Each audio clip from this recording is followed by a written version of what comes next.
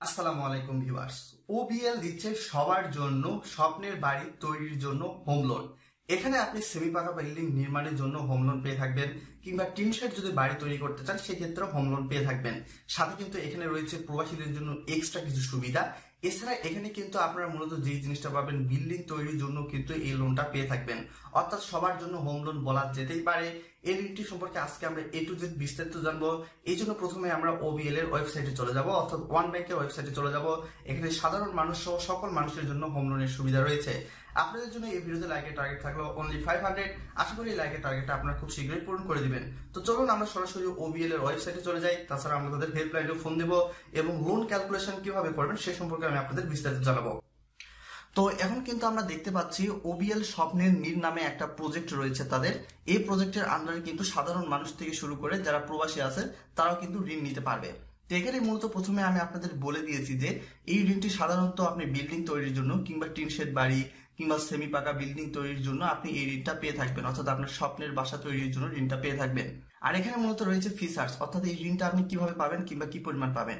তো এই ঋণটা সাধারণত দেওয়া হচ্ছে 5 লক্ষ টাকা থেকে শুরু করে সর্বোচ্চ 35 লক্ষ টাকার মধ্যে, এবং এই ঋণটা কিন্তু আপনারা চাইলে সর্বোচ্চ 10 বছরের মধ্যে পরিশোধ করতে পারবেন। অর্থাৎ টেইনর যে সময়টা বলা হয়েছে, এই টেইনর সময়টা কিন্তু নির্ভর করে সাধারণত আপনার যে আর্থিক ব্যবস্থার উপর, কিংবা আপনি কি পরিমাণ ঋণ নিচ্ছেন কিংবা কি পরিমাণ ইন্টারেস্টের হারে আপনি ঋণটা নেবেন তার উপর নির্ভর করে কিন্তু ব্যাংক একটা সময় কিংবা টেইনর ভাগ করে দেয় আপনাদেরকে। এখন চলে আসা যাক এখানে সাধারণত মিনিমাল ডকুমেন্টেশন। তো এখানে আপনার ডকুমেন্টস কি কি দরকার হবে এই সম্পর্কে আমি আপনাদের সামনে একটা চার্ট দেখাচ্ছি। আশা করি এই চার্ট থেকে আপনারা খুব ভালোভাবে বুঝে যাবেন যে হোম লোন নেওয়ার জন্য আপনার কি কি ডকুমেন্টস এর দরকার হয়ে থাকে। এখন চলে আসা যাক এখানে লোন টেক ওভার ফ্যাসিলিটিস। তো লোন টেক ওভার ফ্যাসিলিটিস বলতে এখানে বোঝানো হচ্ছে যে আপনি সাপোজ দেখা যাচ্ছে ডাচ বাংলা ব্যাংক কিংবা দেখা যাচ্ছে ব্রাক ব্যাংক কিংবা যে কোনো ব্যাংক থেকে, বাংলাদেশের যে কোনো ব্যাংক থেকে হোম লোন নিয়েছেন।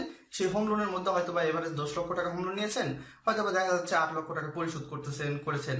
তো এইরকম অবস্থায় আপনি চাইলে কিন্তু, কিংবা 5 লক্ষ টাকা পরিশোধ করেছেন, আপনি চাইলে কিন্তু ওই ব্যাংকের লোনটা সাধারণত শোধ করে দিবে ওয়ান ব্যাংক, এবং ওয়ান ব্যাংকে কিন্তু আপনাকে পরবর্তীতে টাকা দিতে হবে একটা নির্দিষ্ট পরিমাণ ইন্টারেস্ট হারে। তো এখানে কিন্তু আমি আপনাদের বিস্তারিত সবকিছু দেখাচ্ছি। আবার কম্পিউটার স্ক্রিনে চলে যাই। এখানে সাধারণত দেখতে পাচ্ছেন প্রসেসিং ফিও কিন্তু খুবই কম। তো এখন চলে আসা যাক ইন্টারেস্ট রেটটা কিরকম হবে। তো এখানে সাধারণত ইন্টারেস্ট রেটটা এটা মূলত রয়েছে সাধারণত প্রফেশনাল যে সকল পার্সন রয়েছে তাদের জন্য ইন্টারেস্ট রেটটা সাধারণত 11.999%। এবং আপনাকে যেটা বললাম টেক ওভার লোন, অর্থাৎ আপনি হয়তো দেখা যাচ্ছে ডাচ বাংলা ব্যাংক থেকে লোন নিয়েছেন, সেই লোনটা আপনি হয়তো পরিশোধ করতে পারেন নাই, তো আপনার হয়ে এই ওয়ান ব্যাংক কিন্তু আপনার হয়ে এই ঋণটা পরিশোধ করে দিবে, এবং পরবর্তীতে এইরকম ইন্টারেস্ট হারে কিন্তু আপনাকে এই ঋণটা ওয়ান ব্যাংক আবার পরিশোধ করতে হবে। এখানে সাধারণত বলা হয়েছে যারা হচ্ছে বাসা ভাড়াওয়ালা, কিংবা বলা চলে যারা আদার্স, কিংবা বলা চলে মনে করেন হচ্ছে যারা রেমিটেন্স আনে, অর্থাৎ যারা প্রবাসী আছে তাদের জন্য এই ঋণের সুবিধা। এখানে ইন্টারেস্টের পরিমাণ তাদের জন্য ধরা হয়েছে 12.999%, এবং টেক ওভার লোনের ক্ষেত্রে ওই একই বলে দিলাম। হয়তোবা দেখা যাচ্ছে আপনি গ্রামীণ ব্যাংক থেকে লোন দিয়েছেন, তো সেই লোনটা হয়তো আপনি পরিশোধ করতে পারেন নাই, তো ওয়ান ব্যাংক আপনার হয়ে লোন পরিশোধ করবে, এবং ওয়ান ব্যাংকে কিন্তু পরবর্তী সেই লোনটা আপনাকে আবার দিতে হবে। এখন চলে আসা যাক ইলিজিবিলিটি। তো ইলিজিবিলিটি বলতে এখানে মূলত মেন বিষয় যেটা বোঝানো হয়েছে, আপনার বয়স যদি 18 থেকে 70-এর মধ্যে হয়ে থাকে এবং আপনি যদি বাংলাদেশের একজন সাধারণ নাগরিক হয়ে থাকেন কিংবা প্রবাসী হয়ে থাকেন, সেই ক্ষেত্রে আপনি এই ঋণটা কিন্তু উত্তোলন করতে পারবেন, অর্থাৎ আপনি একজন ইলিজিবল পার্সন হিসেবে গণ্য হবেন। তাছাড়াও রয়েছে প্রফেশনাল এক্সপিরিয়েন্স। তো প্রফেশনাল এক্সপিরিয়েন্সের এই জায়গায় কি বোঝানো হয়েছে এই সম্পর্কে আমি আপনাদের বিস্তারিত জানাতে চাচ্ছি।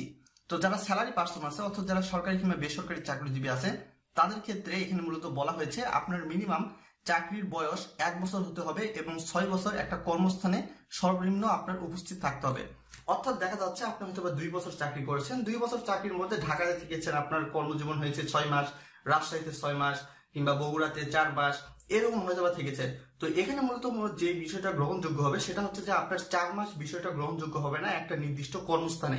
তো এক্ষেত্রে আপনার একটা নির্দিষ্ট কর্মস্থানে মিনিমাম হলেও 6 মাস থাকতে হবে। তো এটা দ্বারা মূলত এটাই বোঝানো হয়েছে। তার পরবর্তীতে আমরা চলে যাই এখানে প্রফেশনাল। তো এটা মূলত ডক্টর ইঞ্জিনিয়ারদের জন্য বোঝানো হয়েছে। ডক্টর ইঞ্জিনিয়ারদের জন্য মূলত হচ্ছে 2 ইয়ার্স আপনার নিম্ন হলেও প্র্যাকটিস কিংবা প্রফেশনাল আপনার থাকতে হবে। তার পরবর্তী রয়েছে বিজনেস। তো যারা সাধারণত সাধারণ ব্যবসায়ী আছেন তাদের জন্য এখানে যে ঋণটার জন্য আপনারা আবেদন করে থাকেন সেক্ষেত্রে আপনার বিজনেসের বয়স কিংবা আপনার ট্রেড লাইসেন্সের বয়স মিনিমাম হলেও 2 বছর হতে হবে। তো তো 2 বছর হলে কিন্তু আপনি ঋণটা পেয়ে যাবেন। এবং সবার শেষে রয়েছে রেমিটেন্স আর্নার, অর্থাৎ যারা প্রবাসীরা আছেন কিংবা রেমিটেন্স যোদ্ধা বলতে আমরা যাদেরকে বোঝাই, সেক্ষেত্রে তারা যদি এখান থেকে হোম লোন নিতে চায় সেক্ষেত্রে তাদের আয়ের উপযুক্ত একটা প্রমাণপত্র এই ব্যাংকে দেখাতে হবে। সেক্ষেত্রে আপনি ঋণ প্রাপ্তির জন্য একজন এলিজেবল পার্সন হিসেবে গণ্য হবেন। তো সবকিছু তো আমি আপনাদের বিস্তারিত বলে দিলাম, তার সাথে ম্যান্ডেটরি বেশ কিছু ডকুমেন্টস এর দরকার হবে আপনাদের জন্য। এই সকল ম্যান্ডেটরি ডকুমেন্টস হচ্ছে আপনার 2 কপি পাসপোর্ট সাইজের ছবি, আপনার এনআইডি কার্ডের ফটোকপি। আপনি যদি বাড়িওয়ালা হয়ে থাকেন সেক্ষেত্রে যে গ্রাহক আপনার কাছ থেকে আপনার বাসার কোনো ফ্ল্যাট ভাড়া নিয়েছে সেক্ষেত্রে সেই ফ্ল্যাটের ডিডের যে চুক্তিপত্র রয়েছে সেটা দরকার হবে। তাছাড়া আপনি ভাড়া যে আদায় করেন সেই ভাড়া আদায়ের রসিদেরও দরকার হবে। এছাড়া যারা চাকরিজীবী রয়েছে তাদের ক্ষেত্রে স্যালারি সার্টিফিকেটেরও কিন্তু দরকার হয়ে থাকবে। তো আপনার যদি মনে করেন স্যালারি হয়তো বা ব্যাংকে হয়ে থাকে সেক্ষেত্রে আপনার সরাসরি এখানে স্যালারি সার্টিফিকেটের দরকার হচ্ছে না। আপনার স্যালারি যদি দেখা যায় অফিসে হয়ে থাকে সেক্ষেত্রে স্যালারি সার্টিফিকেটের দরকার হয়ে থাকে। এছাড়াও যারা ব্যবসায়ী রয়েছে তাদের ক্ষেত্রে কিন্তু মিনিমাম মাসিক ইনকাম যেটা রয়েছে সেটার দরকার হয়। আর আপনার ব্যবসা যদি অংশীদারিত্ব সম্পূর্ণ হয়ে থাকে সেক্ষেত্রে কিন্তু আপনার যে জিনিসটা দরকার হবে সেটা হচ্ছে ডিডের ফটোকপির দরকার হবে। আর এই সকল ক্ষেত্রে আপনি যদি ঋণ নিতে যান তাহলে কিন্তু আপনার মিনিমাম যেটা দরকার হবে সেটা হচ্ছে যে আপনার টিন সার্টিফিকেট, অর্থাৎ ট্যাক্স সার্টিফিকেট। আপনি সরকারকে যে সঠিকভাবে ট্যাক্স দিচ্ছেন এই জিনিসটা সাধারণত দরকার হয়ে থাকবে।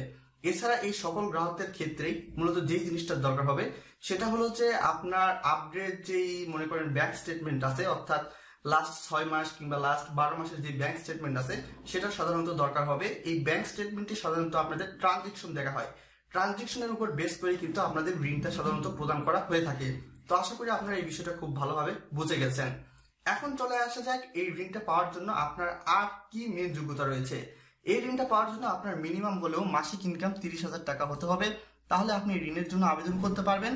আপনি যদি প্রবাসী হন কিংবা বাংলাদেশি যেই নাগরিক হন না কেন আপনি ঋণের জন্য আবেদন করতে পারবেন।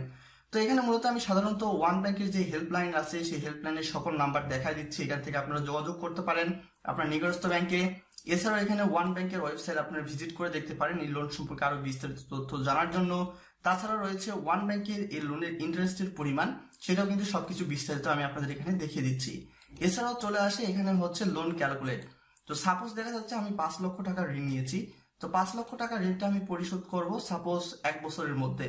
তো এখানে সাধারণত ইন্টারেস্ট রেট যদি হয় মানে 15%, সেক্ষেত্রে দেখা যাবে যে যদি ইন্টারেস্ট রেট 15% না, ইন্টারেস্ট রেট এভারেজ গেলে 13% এখানে তারা দিয়েছে। তো সেক্ষেত্রে আপনি যদি মনে করেন হচ্ছে লোনটা ক্যালকুলেট করি আপনাকে মাসে কি পরিমাণ টাকা তাদেরকে পরিশোধ করতে হবে মাসিক কিস্তি, সেটা যদি এখানে ইন্টারনেট কানেকশন অন করে আমি কিন্তু ক্যালকুলেট ইএমআই দিয়ে দিলাম ক্লিক করে, তো এখানে কিন্তু দেখা যাচ্ছে আপনাদের হচ্ছে মাসিক এই পরিমাণ টাকা হচ্ছে ব্যাংকে কিস্তি হিসাবে দিতে হচ্ছে। তো এখানে কিন্তু আপনারা সবকিছু বিস্তারিত দেখতে পেলেন, I mean A to Z দেখা দিলাম। আপনারা চাইলে সরাসরি ওয়ান ব্যাংকের যে কোনো ব্রাঞ্চে চলে যেতে পারেন। আপনি চাইলে সরাসরি ওয়ান ব্যাংকের এই হেল্পলাইনে ফোন দিয়ে কাস্টমার ম্যানেজারের সঙ্গে কথা বলে ওয়ান ব্যাংকে অনলাইনে কিন্তু আপনি একটা হোম লোনের রিকোয়েস্ট রেখে দিতে পারেন। 72 ঘন্টার মধ্যে কিন্তু তারা আপনাদের সঙ্গে কথা বলবে এ ব্যাপারে।